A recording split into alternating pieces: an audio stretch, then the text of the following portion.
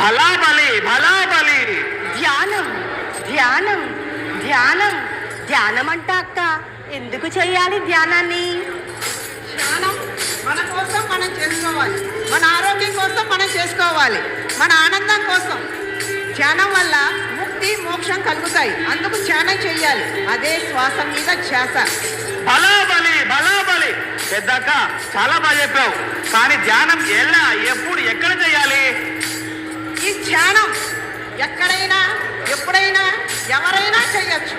ఎవరైనా అంటే 2 years baby దగ్గర నుండి శ్వాస ఉన్నంత వరకు ధ్యానం చేయొచ్చు. ఎక్కడైనా అంటే కింద కూర్చోవచ్చు, కుర్చీలో కూర్చోవచ్చు, సోఫాలో కూర్చోవచ్చు, ఎక్కడైనా చేయొచ్చు. ఎప్పుడైనా అంటే మనకున్న 24 గంటల సమయంలో ఎప్పుడైనా ఈ ధ్యానం చేయొచ్చు. అందరికీ అందుబాటులో ఉన్నదే ఈ శ్వాస మీద ధ్యాస. భలా బలి పెద్దక్క చాలా అద్భుతంగా చెప్పావు. తందానే తని తందనానా.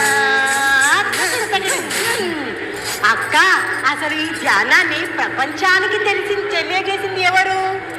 ఇంత అద్భుతమైన ధ్యానాన్ని మనకి అందించింది 1947వ సంవత్సరంలో నవంబర్ 11వ తారీఖున ఓ ధృవతార దివి నుండి భూమికి దిగి వచ్చిన ఓ అవతార మూర్తే బ్రహ్మర్షి పితామహ పత్రిజీ.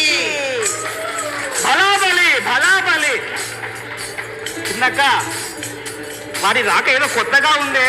అవునా తమ్ముడు, గురువు గారు వచ్చి ఈ భూమిని సత్యయుగంగా మార్చడానికి ఎన్నో మహత్కార్యాలు చేపట్టారంట. భలా బలి చిన్నక్క, చాలా అద్భుతంగా చెప్తావు నువ్వు కూడా. పెద్దక్క, ఒకసారి ఆ మాస్కరాలు ఏంటో చెప్తావా? చాలా ఉన్నాయి తమ్ముడు. 3 మహత్కార్యాలు: ధ్యాన జగత్, శాకాహార జగత్, పిరమిడ్ జగత్ అనే 3 మహత్కార్యాలు ఈ మానవాళికి అందించడం జరిగింది. భలా బలి పెద్దక్క.